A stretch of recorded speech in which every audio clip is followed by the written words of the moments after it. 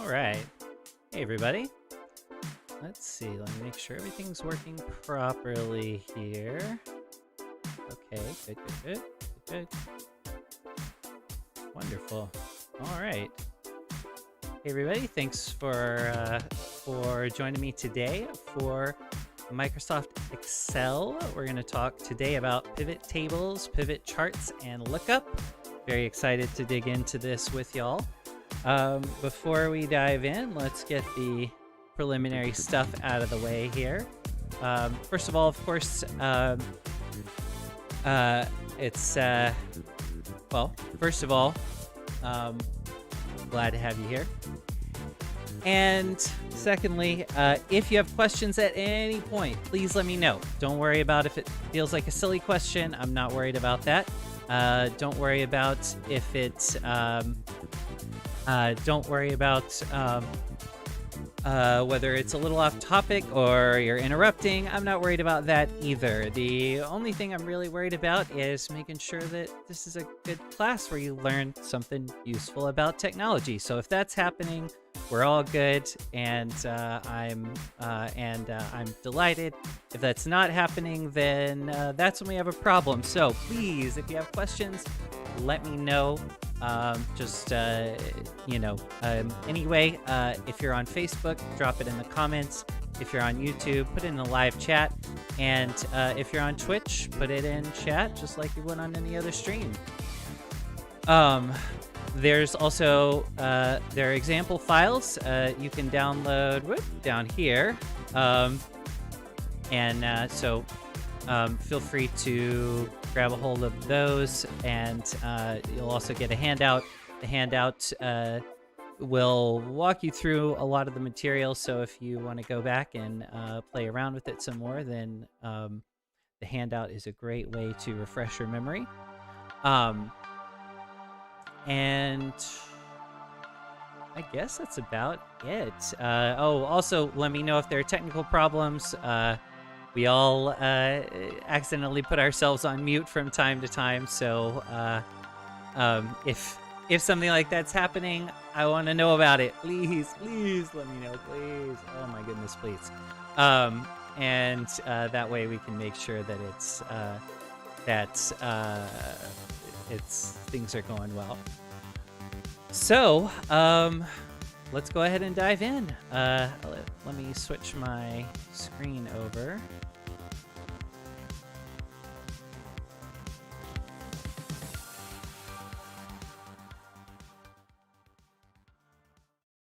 There we go. All right, excellent. So let's get into it. I've got the example file pulled up here in front of me. I've got the of course, when you first download it, Excel is probably going to warn you that it could be unsafe to, download files from the internet. But I've not put any viruses in these files, and so you can safely click Enable Editing, just as I am about to do now. All right, so here's what we're going to do today. Let me kind of walk you through the run of things, so that way you know exactly what to expect. So the first thing that we're going to do is we're going to talk a little bit about tables in Excel.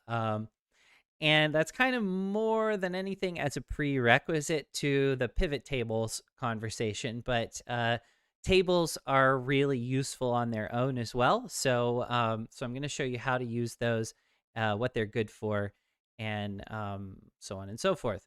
So that'll be tables. And then we're going to dive into pivot tables themselves. And talk about how to use those to analyze data. If you have a big old list of data, they're definitely useful. So we'll talk about that, and we're going to spend a pretty good deal of time on that because they are there are just a lot of different ways that you can analyze your data with pivot tables. So I'm going to make sure that you see some of that and get a feel for how it works. Next, after that, we are going to talk, and we're going to talk just briefly there about pivot charts too. Pivot charts, there's not a ton to say about them. They are how you create a chart out of a pivot table, out of pivot table analysis. So that's pretty useful as well. And I think you'll definitely get some good mileage out of that. And finally, at the end of class, we're going to talk about the lookup function. So particularly, we're going to be talking about the VLOOKUP function that you can use in Excel, which is really nice because it lets you look up information in other parts of your sheet and fill in the appropriate information in a different spot. So definitely very useful, and that's the lay of the land. That's what we're gonna do today during the class. So first things first, let's go ahead and dig into this. Dig into our example situation here and talk about tables. So in Excel, tables are basically a way of kind of walling off a little bit of data to as one particular thing rather than rather than getting it mixed up with other stuff. You want to kind of keep it separate, keep it contained, so that, well, for a variety of reasons that we'll talk about. And one key reason, let me show you this. So at the beginning of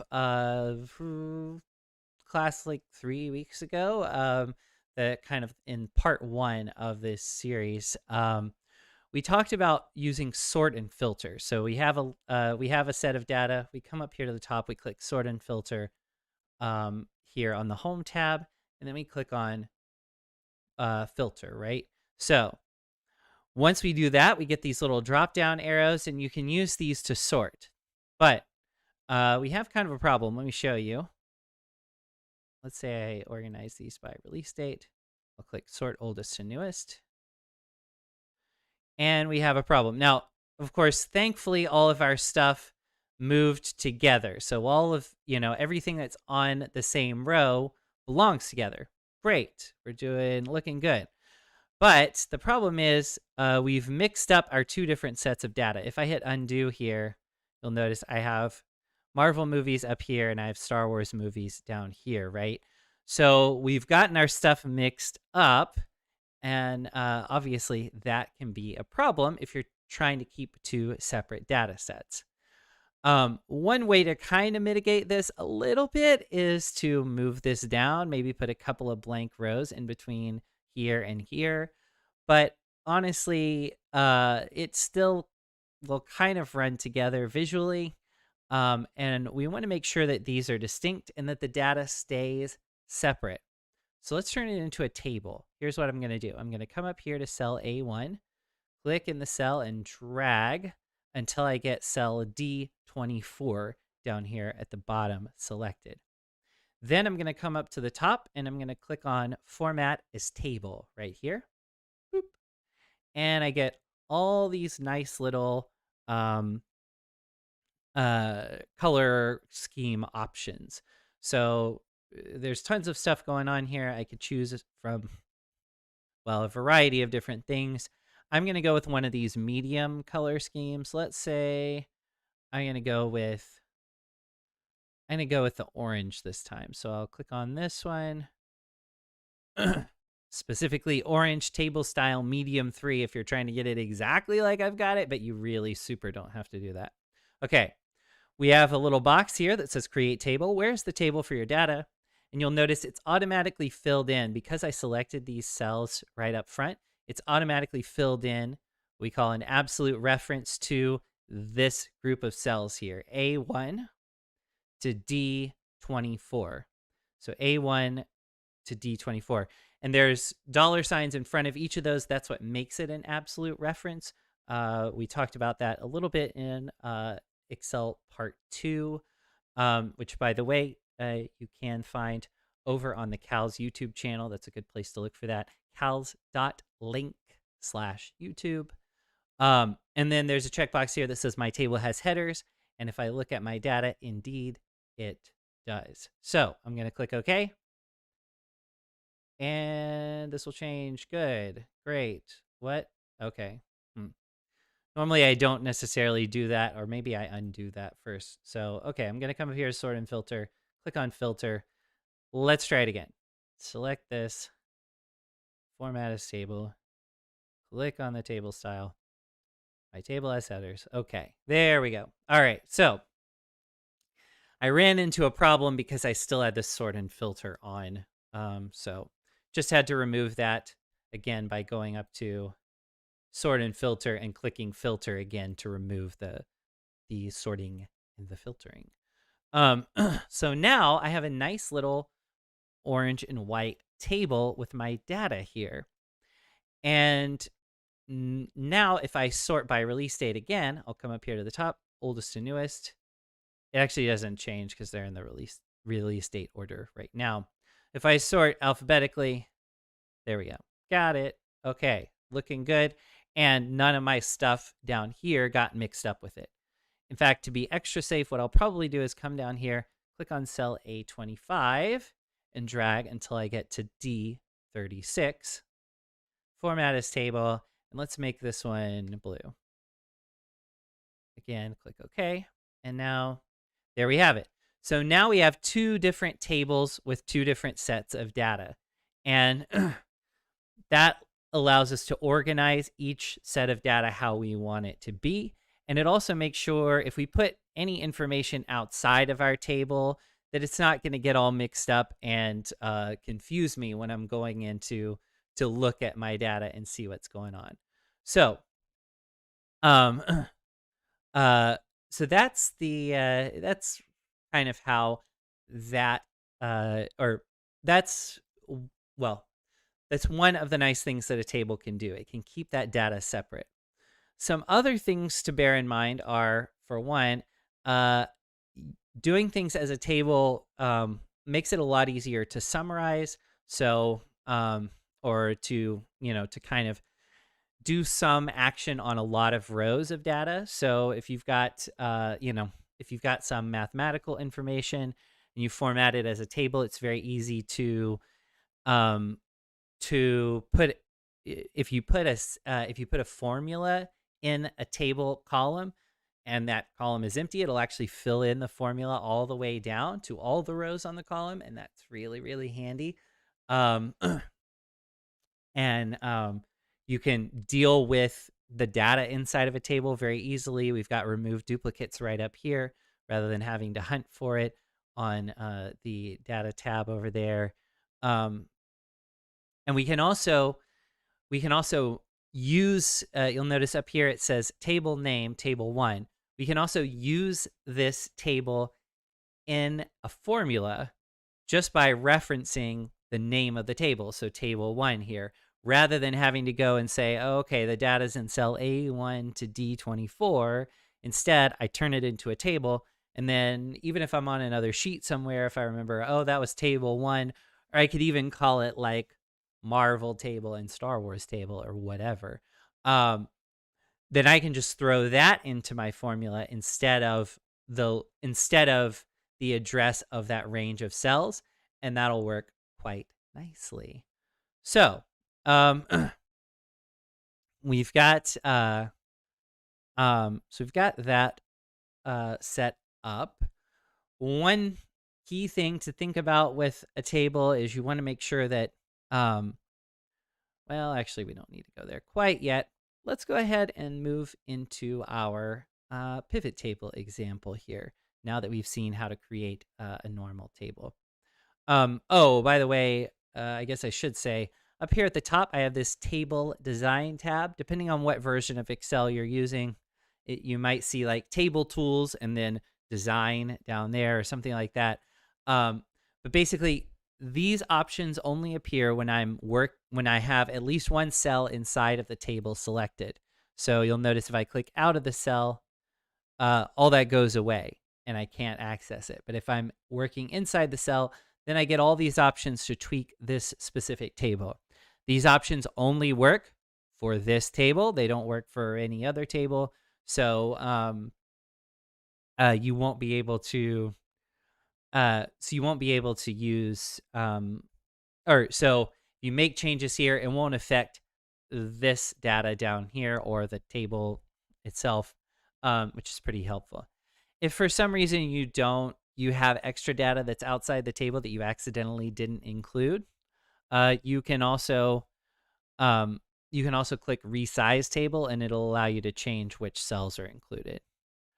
Okay, cool. So that's how you create a table. It's pretty easy. So hopefully that will yeah, that's the basics of that. Let's go ahead and shift gears into our pivot table setup here. So I've got I have so on this sheet, the order list sheet, I actually have 1,000 rows of fake order data from fake customers who live in fake places and have fake email addresses. So what I want to do is I want to use a pivot table to analyze this information. That's really important because it's going to because if I'm trying to, let's say that this is my business information that I'm working with, if I've got just 1,000 rows of data, it's going to get kind of overwhelming, and I won't be able to figure out. It's going to be difficult for me to figure out what's going on and make any sense of it. So what I want to do is I want to use pivot tables to kind of get in here and find some patterns and sort of figure out, like, okay, what's going on with this, with my sort of business, and how how are things going? What decisions do I need to make things better, or emphasize what's really working, or things like that. So let's make it happen. To do that, first of all, I'm going to select all of these cells. And rather than sit there and drag down 1,000 rows of data, I'm going to use some keyboard shortcuts, which are really, really handy. Okay, here's what I'm going to do. I'm going to hold Control on my keyboard. It'll probably be Command if you're on a Mac. So Control, and I'm going to hold Shift as well. And then I'm going to hit the right arrow key on my keyboard. When I do that, it selects all the cells that have something in them over to column N. So basically all of my column headings is really what I've got. Then I'm going to come down here. I'm going to do Control Shift again. Whoops. I hit Control and it.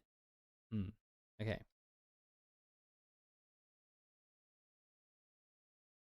All right. So I'm going to do Control Shift again, hold Control, press and hold Shift while pressing down. Control Shift down. There we go. And what that's going to do is get all of our example rows, or all of our example data selected, all the way from cell A1 down to N1001. So we've got a lot of stuff selected. All right. So that's taken care of. Let's go ahead and the first thing that we're going to do is, and thankfully we've gotten some practice in, we're going to go ahead and turn all of these cells into a table. Not a pivot table yet, just a regular table. So I'm going to go Format as Table, and I'm going to choose green this time. Again, I'll make sure it says $A, $1, colon, $N, $1001, and we check the box that says My Table Has Headers and click OK. When I do that, I get this situation right here. I should have all of my cells selected. Whoops. Oh, something weird happened there for a second on my screen. So I should have all of my cells that have data in them included inside of the table. Great. Okay. So now what I'm going to do is I'm going to turn this into a pivot table. So up at the top, you'll notice there's, well, we have our option that we need right here, summarize with pivot table. So I can do it that way. Or another option is to come over here to the Insert tab and click Pivot Table. Either way works, but I'm going to use on the Table Design tab, Summarize with Pivot Table. Okay, and then I get this little box right here. Select a table or range. Table 3 is what I've got, so that's what Excel automatically named this table inside of my, with my order data. Choose where you want the pivot table to be placed, new worksheet or existing worksheet. So I can select that if I want to. I can also check the box that says add this data to the data model, but I don't need to do that in this case. If I had multiple data sets that I needed to analyze all at once in one pivot table, then I would use this checkbox. But we're not doing that. We're just doing one. So I'm going to click OK. Actually, I think if you do something over here, if you click Insert Pivot Table, interesting. There's some options. Oh, okay, cool. Yeah. So it used to be that when you came up with this little dialog box here, you had some other options, specifically this from external data source option right here, where you could, say access an online database and analyze the information in it or things like that. We don't need to do that in this example, obviously, but they've simplified that little box quite nicely, and I certainly appreciate that. Whoops. Okay, that's not where I meant to be. I meant to be back on this sheet that's labeled sheet 1 down at the bottom. So here we are. We've used the little dialog box and we've created a pivot table out of our orders list right here, but there's nothing here yet. So we got to use our pivot table options here to actually analyze the data, because right now obviously it's blank. It's not going to do us a whole lot of good. So I'm going to come over here on the right hand side, and the first thing that I'm going to do is I'm going to find the amount over here in the list. So I found it. I'm going to click and hold on that and drag it down into this box that says values right here in the corner. Actually, hang on. I might need to move my camera a smidge. Give me just a moment.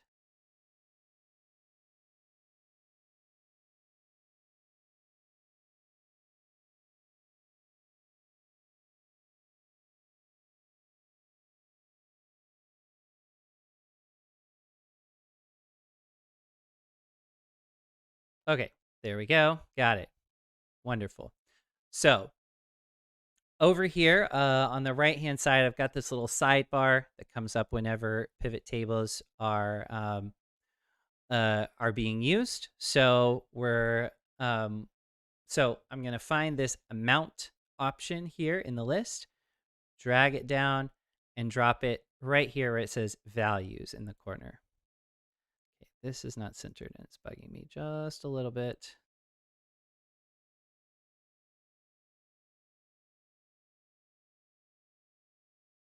There we go. Beautiful. So, all right, now we've got our value or amount down here in this values area, and it says sum of amount right there. And you'll notice over on the side here, we're getting some information already. It says sum of amount right there. So here's what's happening. Basically, we've got our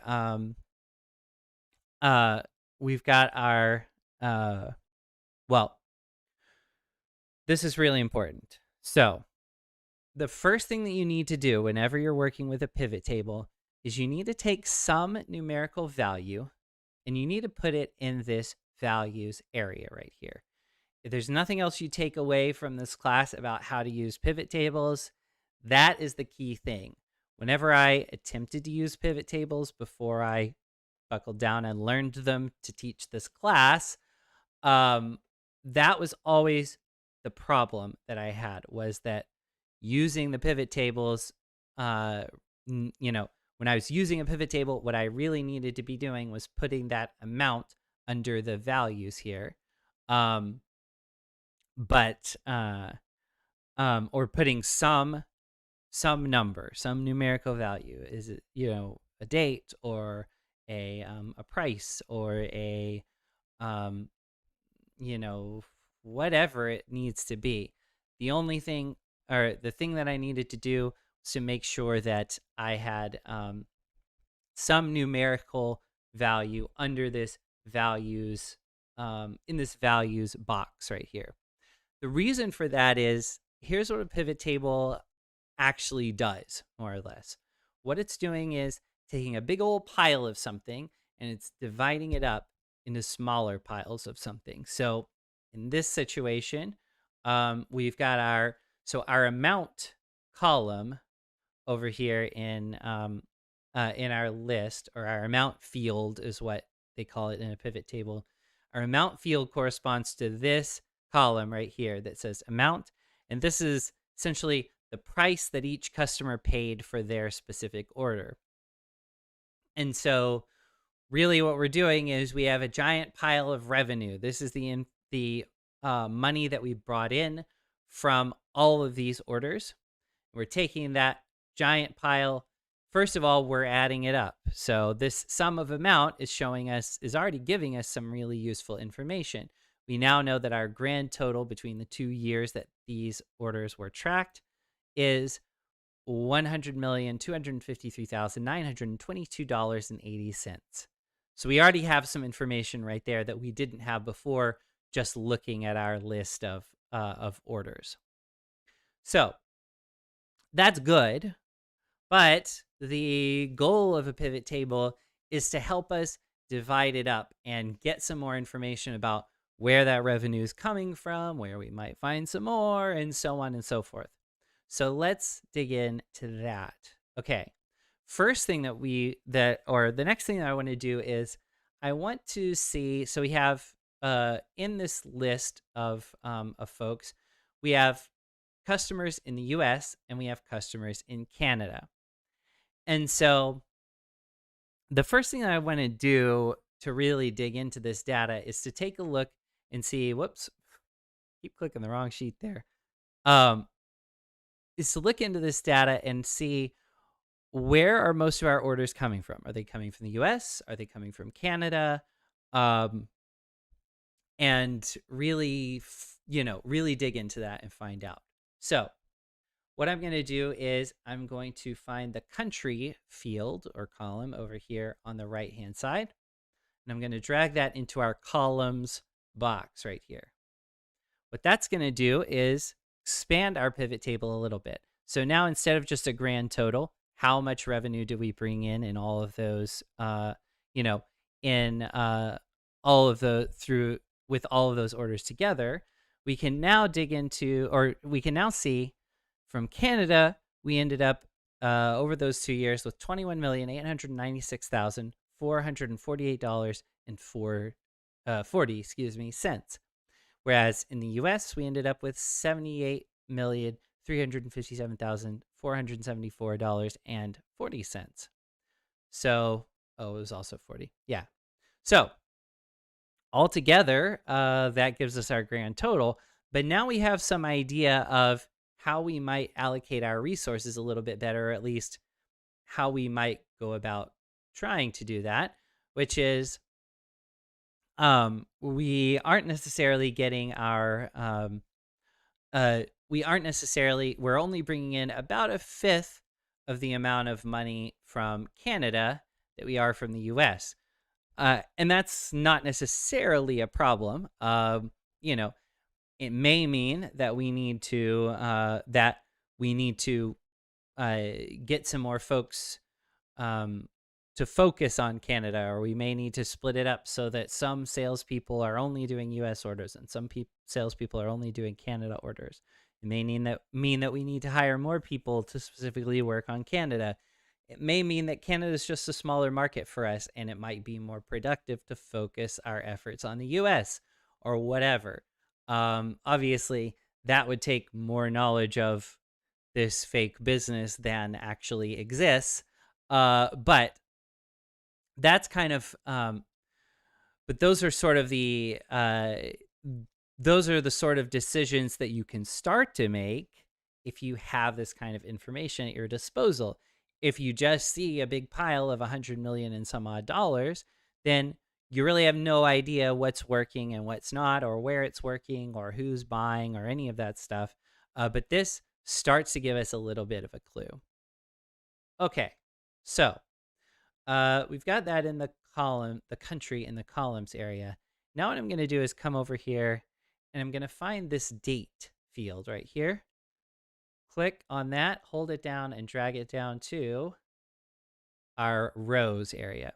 And you'll notice when it does this. Now, if you've got an older version of Excel from, I want to say 2013 on back, then it's not going to do what it just did in this situation right here.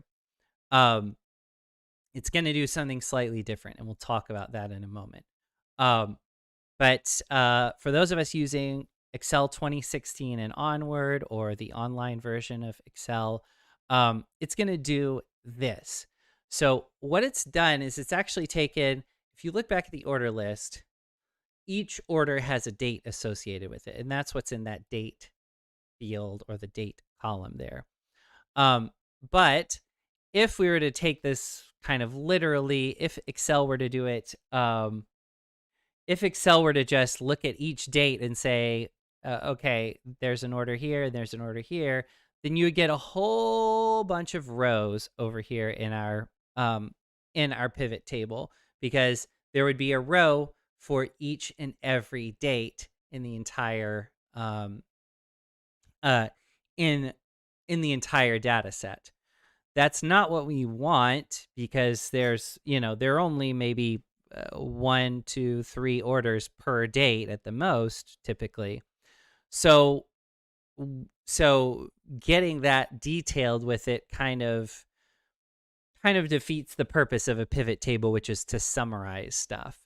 And so 2016 and onward, what happens is you actually kind of group up all your date, or it actually kind of groups up all your dates into these other categories here. It says years, quarter, and date down here. So first of all, date is going to represent our months, and then quarters, and then years. Let me show you what I mean. So if you look over here, years is top in the list, right? And this years field, well, and you'll see if you look over here in the actual sheet, you'll see 2 rows, one for 2018 and one for 2019, the two years that we actually have dates in. So if I hit the plus, you'll probably be able to guess next to this, then it expands out and we see the quarter rows inside of the year row. Same thing with 2019. I'll go ahead and expand that out too. So now we get, we actually have a row for each year, but then we have sort of sub rows for each quarter, right? So if I'm looking at this row, what I've got is 2018.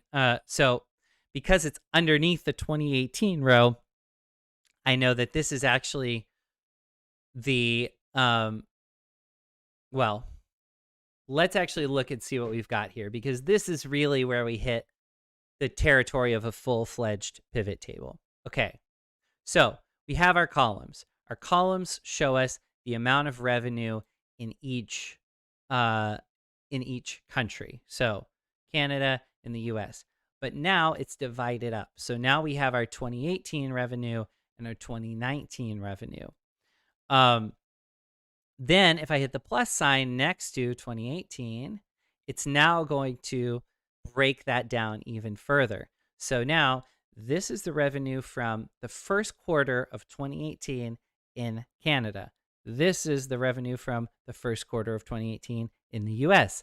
This is the revenue for the first quarter of 2018 grand total. So that's That's how much we got throughout that whole quarter in both places. So this is a really let's expand this further. If I click on the first quarter, then suddenly you'll see I get sub rows here. So I've got January, February, and March. So I can actually see like, oh, okay, this is the amount of money that we brought in from all the orders in February in Canada in 2018 specifically.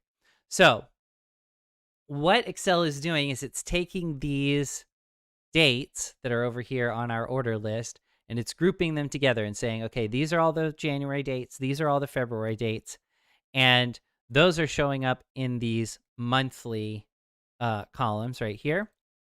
And then it's taking that and it's grouping that together into, okay, well, January, February, and March, that's the first quarter.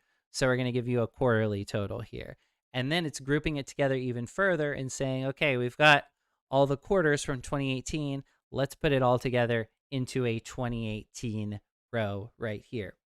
So it's grouping all of that together into these various rows and grouping it up based on where the order came from. So either Canada or the US. And then, of course, we have our grand total there. So what this is doing really is, as I mentioned, it's kind of taking a big pile of, in this case, money and dividing it up into smaller piles. So this is the January 2018 Canada pile of money. This is the March 2018 Canada pile of money. Down here, we've got the September 2018 US pile of money, et cetera, et cetera.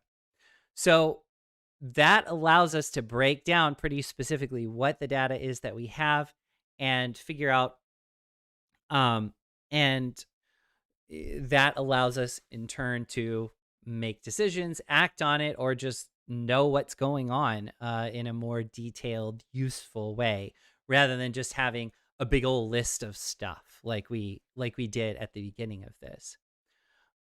So let's look at some other ways we can kind of flip this. For one thing,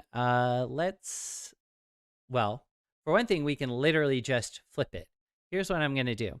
I'm going to come over here and I'm going to drag the country field from columns into rows. And then I'm going to come up here and I'm going to take years and then quarters and then date. And I'm going to put all of that into my columns area right here. So now what we've done is just flip-flopped the whole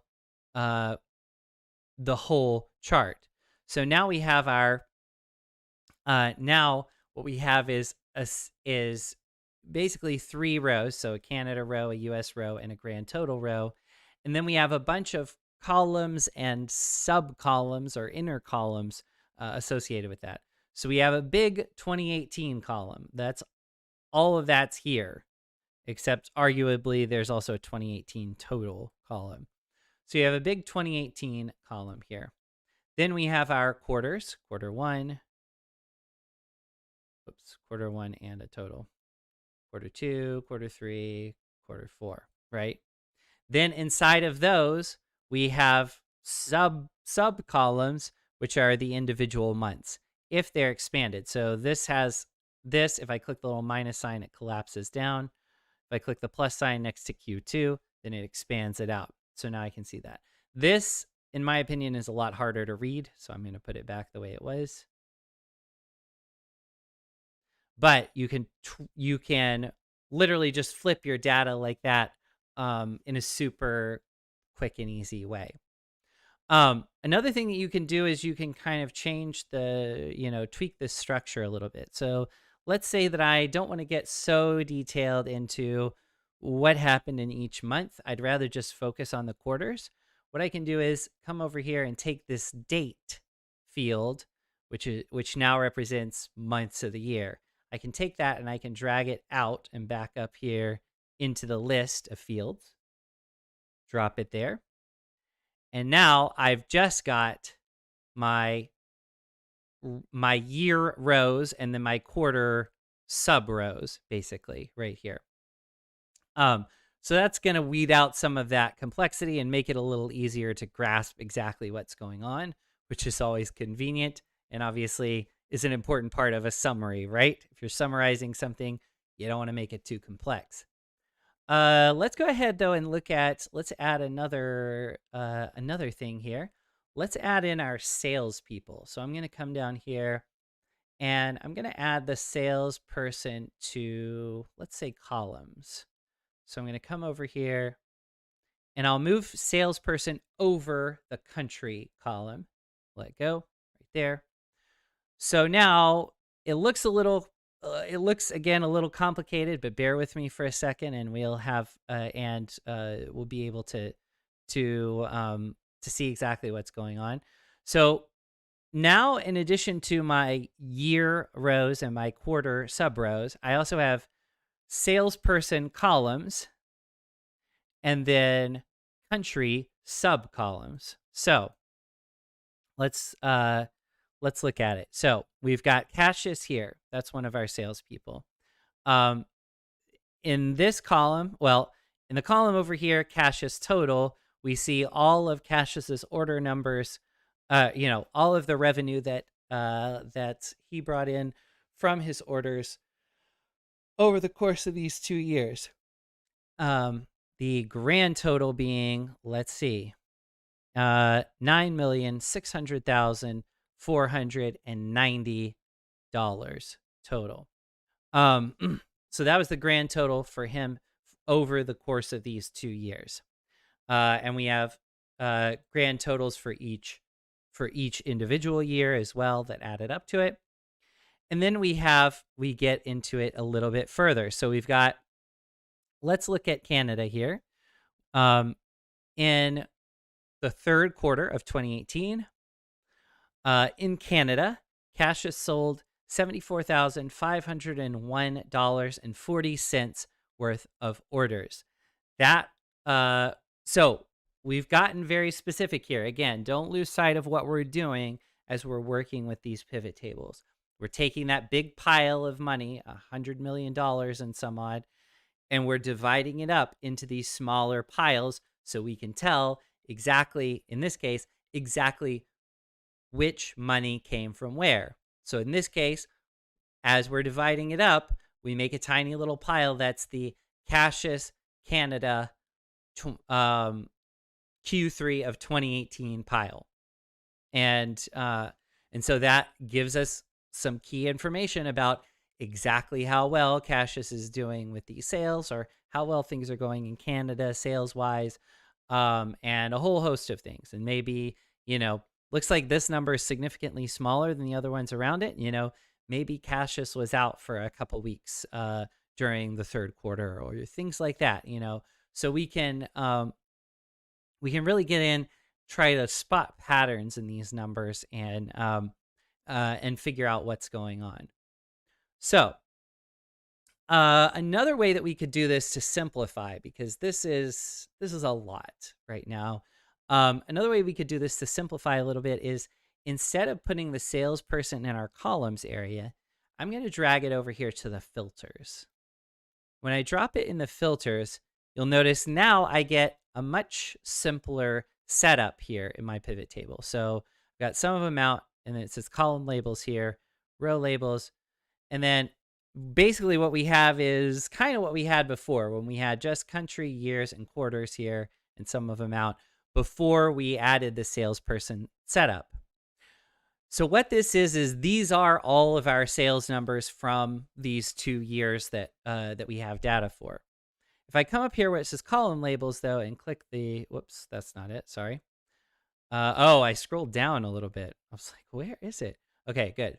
All right, so if I come up here to row 1, you'll notice it says salesperson and then all in parentheses right here.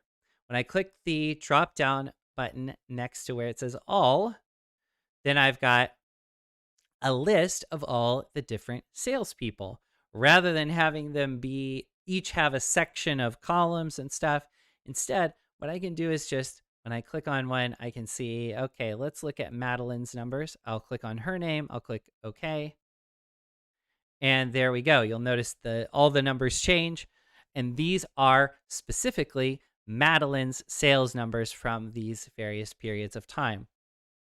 So my data is being filtered before it goes into the rest of the pivot table, to make sure we avoid as best we can getting overwhelmed with all that's going on here. So let's see what else we've got. We can do this a bunch of different ways. So there's we could sort it out by state or province to see, like, okay, which regions of the country are the most are the most profitable for us, or the least profitable. And there are a whole bunch of other ways that we could try this. We can flip it around every which way. We could put date information up in the filters, and then we can go by, and then we can check to see which country salespeople are most active in, or most successful in, and all sorts of things. So you could really dig pretty far into this. One other thing I mentioned, if you're working with an older version of Excel, as I said before, it will give you a list of all of the individual dates that sales happened, and it won't automatically group them for you like it did for us this time. I'm going to drag this stuff out, and I'm actually going to replicate that situation right now. Okay, here we go. All right, so right now it's giving me, oh, I need to turn the filters off. So all, okay. So right now it's giving me a row for each month. So it's actually grouped it up more than I thought, or more than it would in previous versions of Excel anyway. What I'm going to do is I'm going to come over here where I have these, where I have the months listed. I'm going to right click on those months, and I'm going to click, well, first of all, I'm going to click ungroup to show you how it plays out in an older version of Excel. In an older version of Excel, it'll look exactly like this. It'll show you one listing for each date, except for dates like January 7th here, where there's no where there were no orders placed. If I right click inside of the cell though, and I click group, then it's going to give me the option to group these dates up so that they so that there's less clutter, and so that I can see things on kind of a wider scale. We have seconds, minutes, hours, days. It's listed by days. There are no seconds, minutes, or hours involved, so that's not going to do us any good. But instead, we could go, we'll have months selected, and then we can also go quarters and years. And when I click on those, it's going to select them automatically. To deselect one, you click on it again to unhighlight it. And you could also filter out certain dates if you wanted to up here at the top, but we're not going to do that because we can do it over here on the right anyway. I'll click OK. And now we have our years, quarters, and date the way that it initially ended up in when we added the date field down here to the bottom. So if your pivot table is ever getting kind of too specific, you might use that grouping feature. Just click on the actual values that you want to group up. So in this case, like the date information, and click group. And that way you can kind of cluster things together a little bit more so that it's not as difficult to read and pull out information about your data. So let's go ahead and let's see. Well, let's look at a couple of additional things that you can do with pivot tables, and then except for whatever questions you might have, we'll move on to the next example here. So over here where it says sum of amount, this is kind of important. I'm going to click on this little drop down arrow where it says sum of amount, and I'm going to go down here to, value field settings. Boop. All right. When I click on that, it's going to give me this value field settings dialog box. I could give it a different name if I wanted to down here. I'm not going to do that, but I could say something like grand total orders or something. That's probably good. That's going to be a little more obvious when I look at it what it is. And then I have a bunch of options here where I can summarize this value field by. So I have sum is the default, and that's what we got initially here, that $100 million and some odd. That's what we got initially down here. So, that was the default. So sum is already selected. But let's say instead I want to go count here. It's going to change that name to count of amount. I'll click OK. That's fine. Count of, I could change it to orders. That'll be a little more obvious. Count of orders. Click OK. And now, if you look at it, you'll notice we have our, we can tell exactly how many orders our salespeople processed. So in Canada in 2018, we had 120 orders processed. In the US, 377. In Canada in 2019, 96. And in the US, 407. And we can expand that out so we can see like exactly how many orders were placed in each month of the year, and so on and so forth, for our grand total of 1,000 altogether. So what this is doing, because so far, as I mentioned, we've been kind of taking a pile of money and that's in a stack, and we've been dividing it up into smaller piles based on where the money came from and that sort of thing. Here, we're actually moving a little bit out of that, not too far out, but just a little bit out of that. And instead, what we're doing is Excel is looking at the same column, the amount column right here. And any row it finds where there's a value in this column, it counts as 1 because we're doing a count rather than a sum. So, each of these, obviously everyone paid something for their orders. So each of those rows with any value in it is being counted. And that's telling us there's a grand total of 1,000 orders, but there are also 120 Canada orders in 2018 and so forth.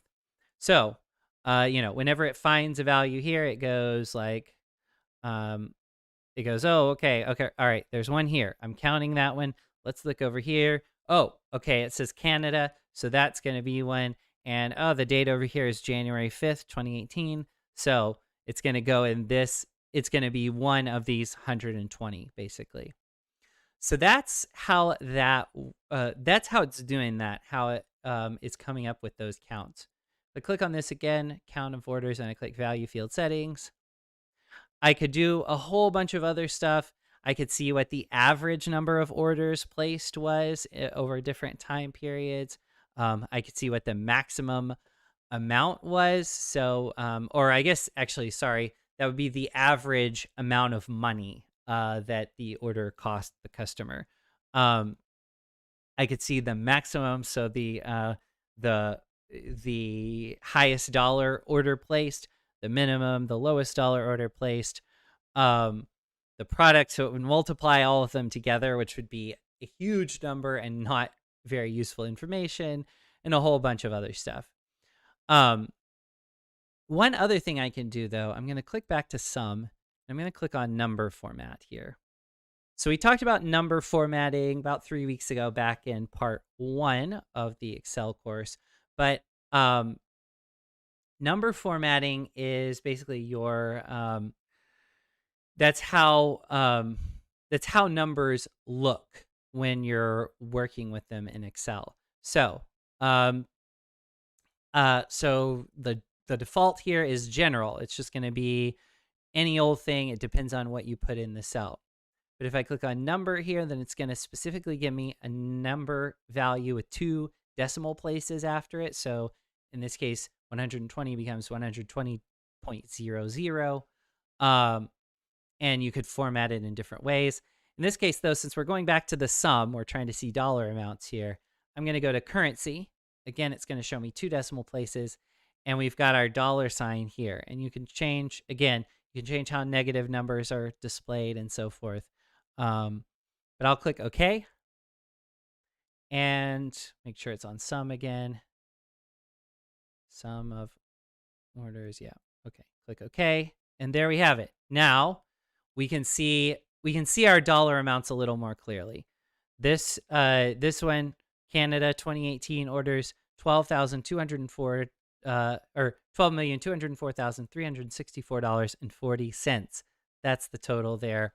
And it's very obvious when it's got the commas and the dollar signs, and we have 2 decimal places like we traditionally would with dollars and cents. Let's see, Flannery, let's look at her total here. Okay, when I filter it down and I show Flannery, we're now looking at, I don't know why it's doing this, whatever. So specifically, she had $2,067,170.40 worth of orders placed during 2018, and so on and so forth. So you can, so we can see what the patterns are, and we can figure out what's going on. We can look at our salespeople individually. We can look at everybody. We could even add multiple, although that would get a little tricky. If I choose 2 different ones, I'll check select multiple items. I'll choose Cassius and Delma here. Okay. But this is the total of both of them together. So if they were a sales team or something like that, maybe it's more fair to compare them together to other folks rather than just individually. But that is, that's kind of how that works. All right. Well, let's go ahead and let's play with PivotCharts for a moment. So I'm gonna go back to all and click OK. Let's go ahead and expand this out. Okay. Let's go ahead and put years in our filters here. So I'm going to take the years field and I'm going to drag it up to the top. Doesn't really matter whether I put years or salesperson on top.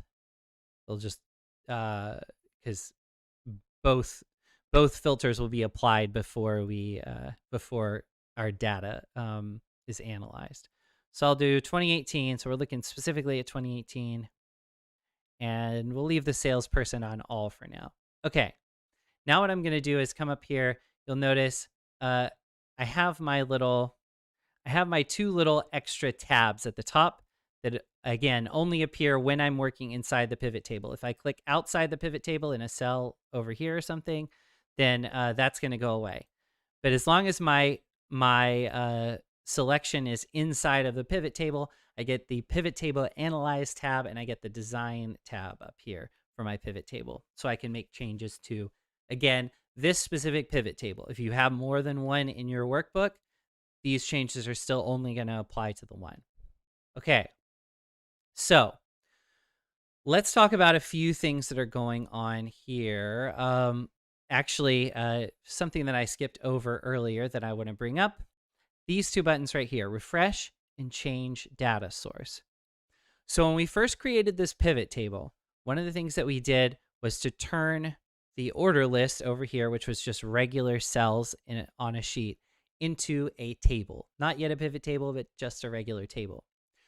When that happened, we then turned the table, or we then used the table to create the pivot table, right?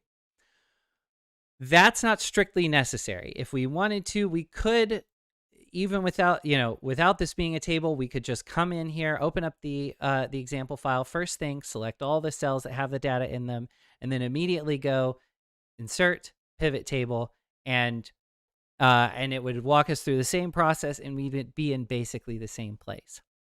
However, there's a slight problem with that. If we are, so over here on the pivot table analyze tab, if we make changes to our data, this is true regardless of what you do, but if we make changes to the data, we're going to have to come up here and click refresh before the pivot table will analyze our data. The reason being, when we create a pivot table, Excel essentially creates a snapshot of the data that we had at the time we created the pivot table.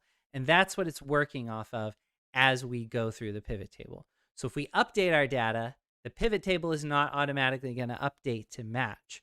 We will have to click refresh in order for the information to be updated.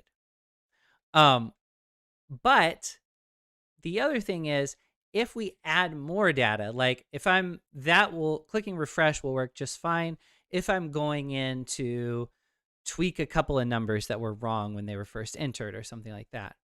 But if we want to actually add additional rows of data, let's say we want to pull in the 2020 orders, then we're gonna be adding additional rows, and the set of cells, the range of cells that our pivot table is being pulled from, is no longer going to be accurate. We're only going down to row 1001, but if we have, say, 500 more orders from 2020, then we actually need to be going down to row 1500, right? And so what we would need to do if we weren't using a table is we would need to come up here, click change data source, and change the actual cells that our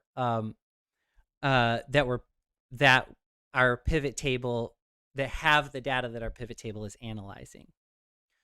But that's not quite enough, because then we'll also have to come over here and hit refresh.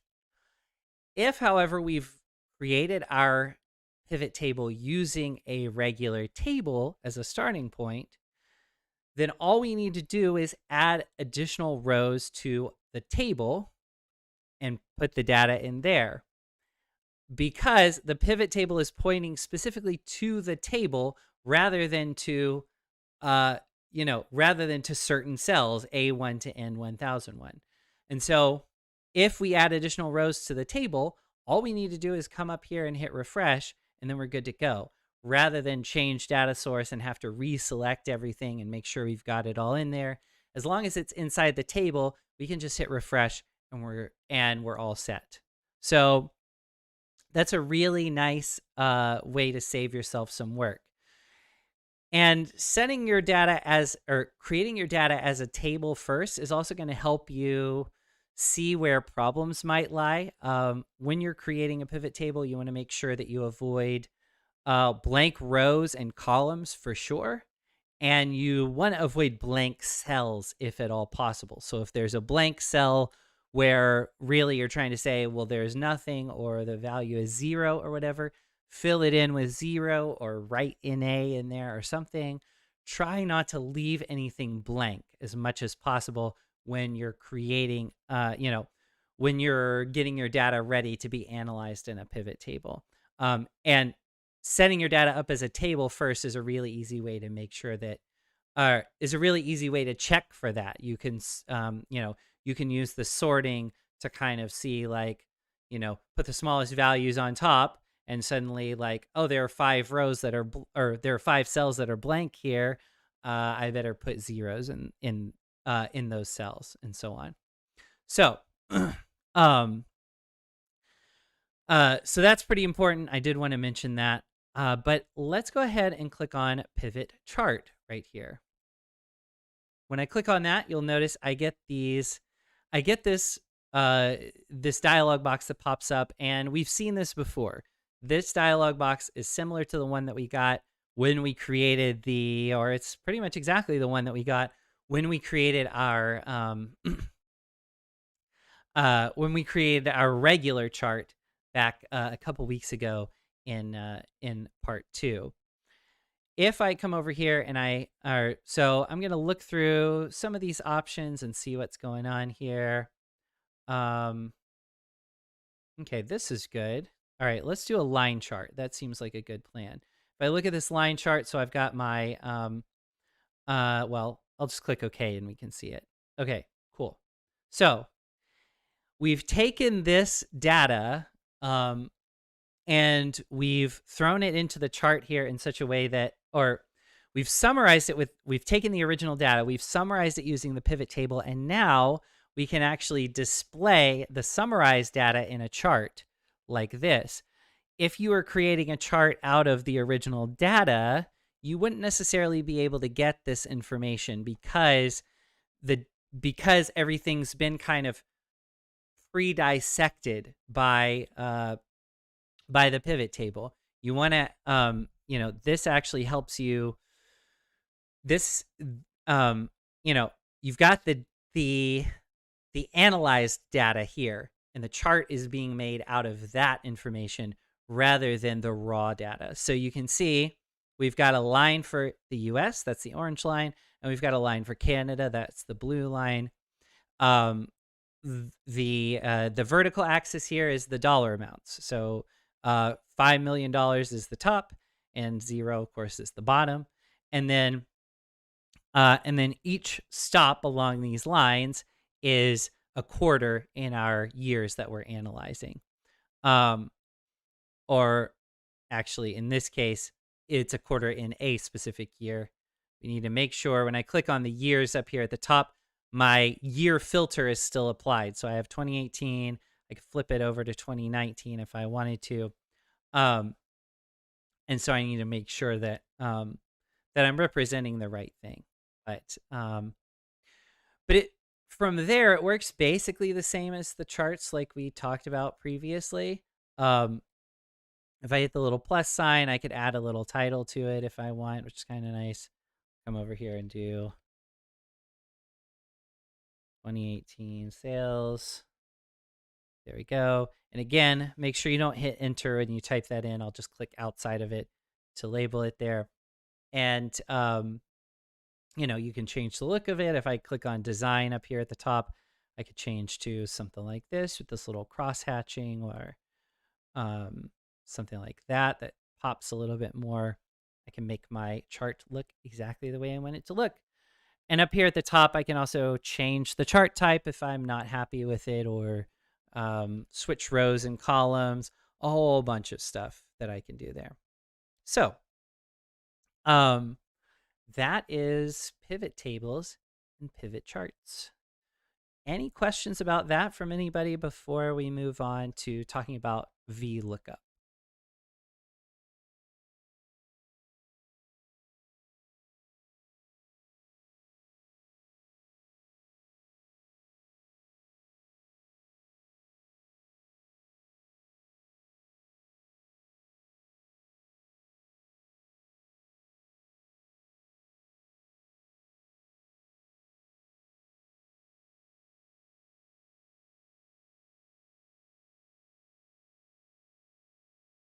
All right.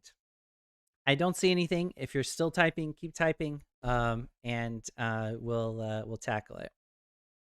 All right, let's go ahead and dig into VLOOKUP. So what I'm going to do is down at the bottom of my example file here, I'm going to click on the this year sheet. And for this example, we're actually going to use 2 sheets inside of our example file. So just bear that in mind.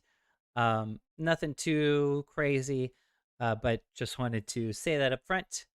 And let's see, I'm going to move my video back. There we go. Great. Okay, cool. So here's what we're going to do in this example. So in this example, we've got the this year sheet and the last year sheet. On the last year sheet, we have a list of people who have previously come to this sort of get together. Excuse me. And we're planning a new get together for this year.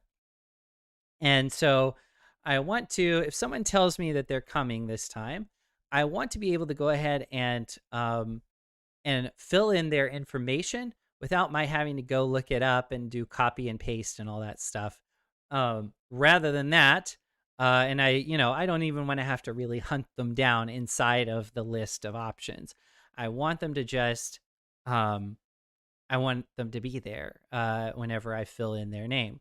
So to do that, and I'll show you what I mean here momentarily. To do that, I'm going to come down here and click on the this year sheet again, where I was a moment ago. You'll see it's already got the same column headings up there at the top, and it has the underneath the and over here in column A, I actually have already applied data validation. So data validation we talked about just briefly in part 3, I believe, last week. Since data validations apply to this whole column, any cell that I click in here, I'll get this drop down arrow next to it. Excuse me. Whoops. And the drop down arrow is going to allow me to select any of these names that are found over here on the last year sheet in column A. I've already got that data validation applied, so I don't need to worry about I don't need to worry about the possibility of a typo on someone's name unless there's a typo over here. I'll at least be spelling them consistently on both sheets. So what I'm going to do is I'm going to select a name. Got it? Okay. And then I have address, phone number, email address. We also have meal preference and room number. Those are probably going to change. So I'm not necessarily going to include those in the example, but they are there here and they're there on the last year sheet as well. So here's what I'm going to do. In this cell B2 here, I'm going to write a formula that'll go and look up this person's address for me once I fill in their name, and then I'm going to use it down here in the rest of this column. So to do that, I've got the cell selected. I'm going to click up here at the top in the formula bar, hit my equal sign to tell Excel to expect a formula, because again, whenever you're using a formula in Excel, you do need to start with an equal sign every time. So I'll hit the equal sign. And then I'm going to type the name of our new function that we're working with, which is VLOOKUP. So VLOOKUP.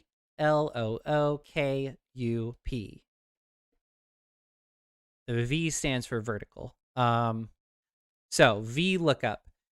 What this function is going to do is it's going to look over here in column A, or well, in cell A2 specifically, and it's going to look for a match to it. And then it's going to bring us back information on that same row based on where I tell it the information is. So let's do it. So I've typed VLOOKUP with our functions in Excel. Again, a function is just a trick that Excel already knows how to do that you can put inside of your formulas so that it calculates something that you want it to figure out.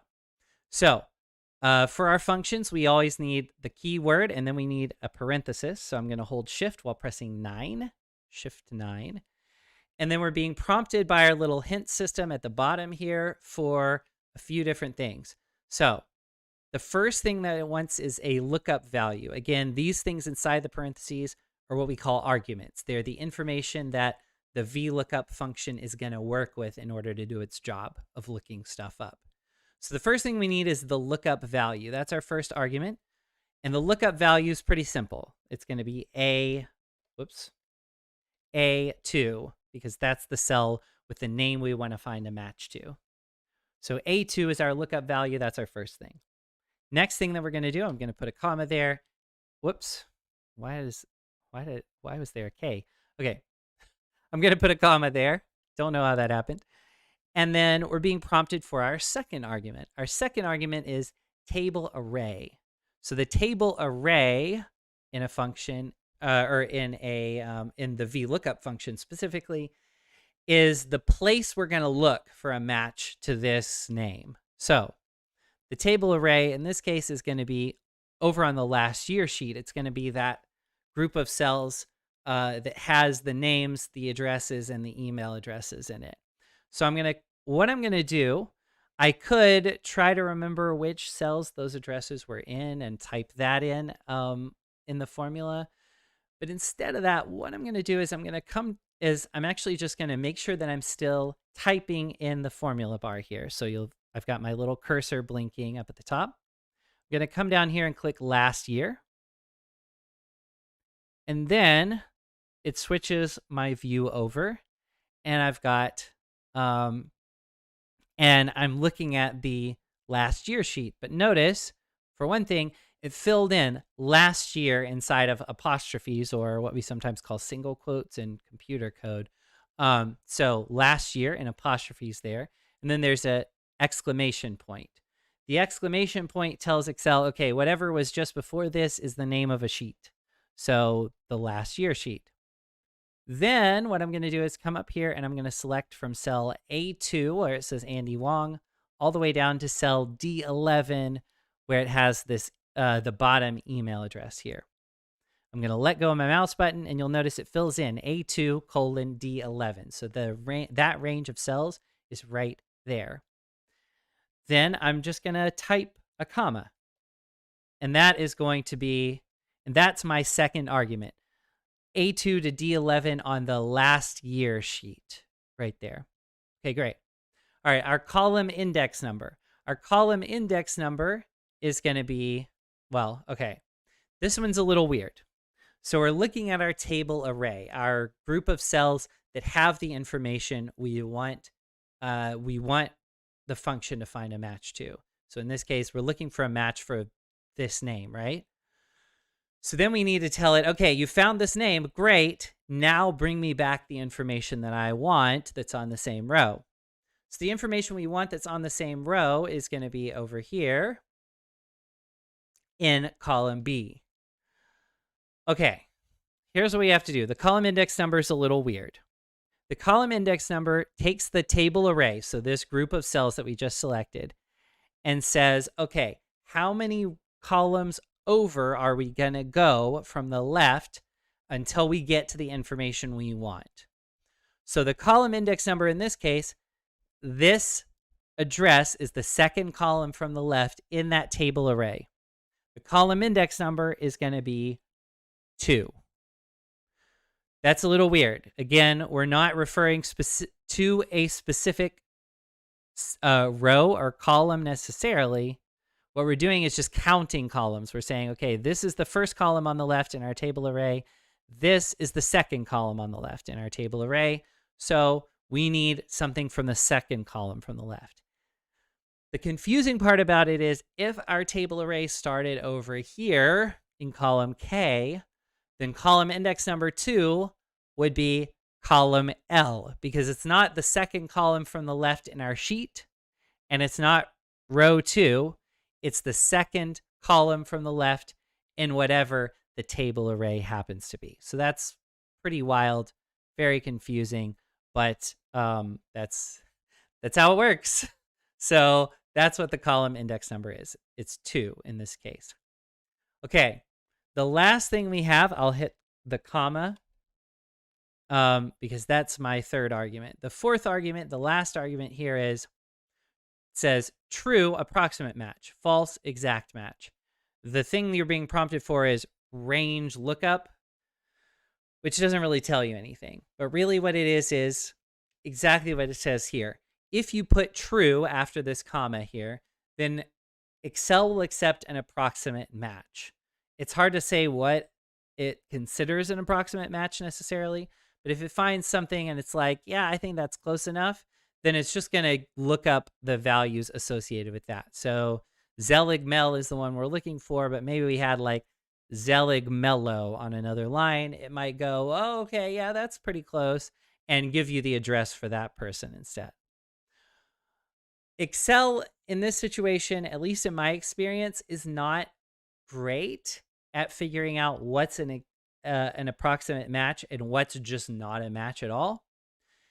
And also in this situation, I've added that data validation on the other sheet. So it's literally impossible for us to put in a name that doesn't match one of these names over here. So for both those reasons, I'm going to choose false. So I'm going to type false right here to tell Excel, do not accept an approximate match. Look for an exact match only. And that's what I typically would suggest you do when you're using the VLOOKUP function in the future, is put false at the end there so that Excel doesn't bring you back so that Excel doesn't bring you back what it considers to be an approximate match, but it's not really a match at all. But depending on your situation, that may or may not be the best way to go. I'm going to put false there. I'm going to do Shift 0 to close up my set of parentheses, and I'll hit the check mark right here, or press enter on my keyboard, doesn't matter. And sure enough, we have our address. 9858 Hidden Zephyr Passage is the address we have listed for Zelig Mel. And if I look over on my last year sheet, there it is. And if I change the name here, click here, click the drop down, Jones Smith, 123 Fake Street. Come over here. Sure enough, 123 Fake Street. Okay, all that's going great. So, so we've got all that set up. Let's get into our but we've got a problem with this formula, and I want to show you this so that we can fix it. Okay. If I come down here, or if I come over here and I click on the little dot and drag this down to fill in a version of this formula in all of these cells down below, then we actually have a bit of a problem. And the problem is we have, well, first of all, it says not applicable there, but that's just because we don't have any names over here in the left-hand column. But up here at the top, if you look at this, let's come down here. I'm going to go to like row 14 and fill in a name. Ella Mazanders. There we go. Okay, I've got the name there, but it still says not applicable. Well, if we look at this formula, here's what's happening. Okay, we're looking at A14 and we're finding a match for what's in there. Great. Excellent. That's good. And then we've got the we're looking on the, and then for our table array where we're looking for a match, we've got last year and then A14 to D23. Let's see what those cells are. Click over here, A14 to D23. That's a problem. There's nothing in here. So when Excel goes to look for a match, it's like, huh? So we've got a bit of a problem here. And what we talked about in part 2 a couple weeks ago is what we need to do in this case. So there are two different options. Option number 1, in the original formula. So I've clicked on cell B2 up here. In the original formula, I have last year, and then I have A2 to D11. But every time we go down a row, those row numbers are changing so that gradually our table array is moving down, down, down, and eventually getting to an empty spot. So one option here is we can change the these references to be absolute. So we can put a $sign in front of the A, a $sign in front of the 2, a $sign in front of the D, and a $sign in front of the 11 to say, Excel, I know we're moving these, we're copying and pasting this formula around, but don't mess with it. Don't change those column letters or row numbers. But if we do that, it looks really messy. We've got the name of the last year sheet. We've got all that. We're going to have the $signs in there. It's going to be really messy. So instead, what I'm going to do is this. I'm going to click back over to the last year sheet, and I'm going to select that table array again, cells A2 to D11. Then I'm going to come up here to the top to the name box where it says A2 currently. Click there, and I'll call this last YR for last year, and press enter. When I do that, you'll notice as I click around here, all the different cells, the name box still says their name. But if I select A2 to D11, it should be last YR, last year, up there at the top. Great. So I'm going to click this year, and I'm going to come in here and change my VLOOKUP function to match. So I've got A2, comma, and then we start with the apostrophe and all this stuff. I'm going to just hit delete, delete, delete, delete, delete, delete, delete until I get rid of all that. And I have A2, comma, comma, 2. In between those two commas, I'm going to type last YR for last year, and then leave the rest of the formula alone. I'll hit the check mark, and now it still says 123 Fake Street. And if I double click here to autofill this down or flash fill this down, Then I get 301 Silver Run as Ella Mazander's address. And if I click over here, 301 Silver Run, there it is. Great, beautiful. So, so that fixed the problem. Just to refresh your memory, or if you're watching this for the first time and haven't seen that part 2, what I did, I selected this range of cells, came up here to the name box, and I typed in a human-friendly name, and then pressed enter. By doing that, I named this range of cells, that group of cells that I was working with. And and once I do that, then I can use that name in my formula rather than sort of the address of that range of cells. So, in all in all versions of the formula, as I move down here, it just says last year rather than having specific column letters and specific row numbers and changing those as I copy it or autofill it around. Okay, there's still one more problem though. If I come up here and I go to drag this over to get the phone number, I've got not applicable right here. Let's look at this version of the formula. I have B2, last year, 2, and false. So the last year we know is good. We've got that whole table array in there. But B2, we're looking at the address here. And then when I go 2 over here as the column index number, what's happening is Excel is looking at this address and it's going, okay, I need to find a match for that. And then it's finding the match and it's going, okay, where in the table array do I need to look for the answer they want? Oh, in column index number 2. So it's like, wait a second, this is the information I already found. So that's a problem, and that's why it's giving us this not applicable right here. What we want to do is just tweak this. I'm going to change it from B2 to A2. There we go. And now we have 123 Fake Street, which is still not what we want.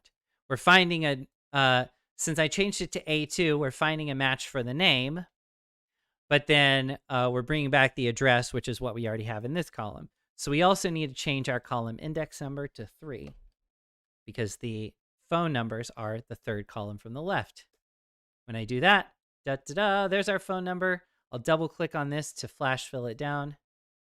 And there we have it. For each number, or for each person's name, when I select them,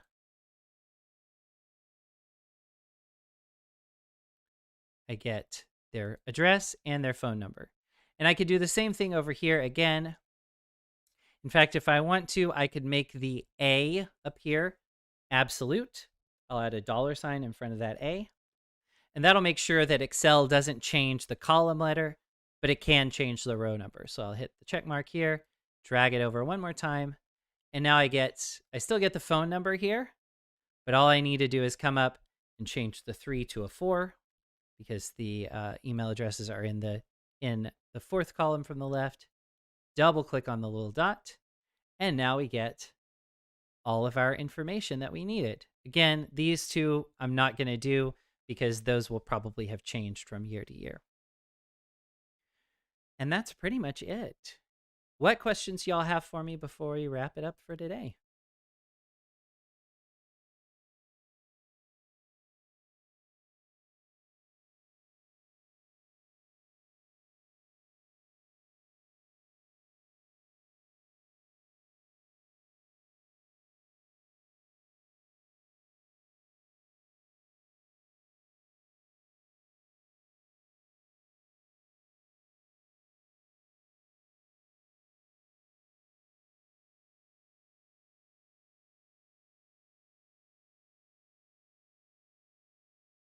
All right, I don't see anything, so I guess we'll go ahead and excuse me, and wrap it up. If you do have questions, or if you're watching this afterwards, you can still email me. The email address to use is nsmith@cals.org. And I hope that you have a fantastic rest of the day and a wonderful Thanksgiving. Thank you so much for joining.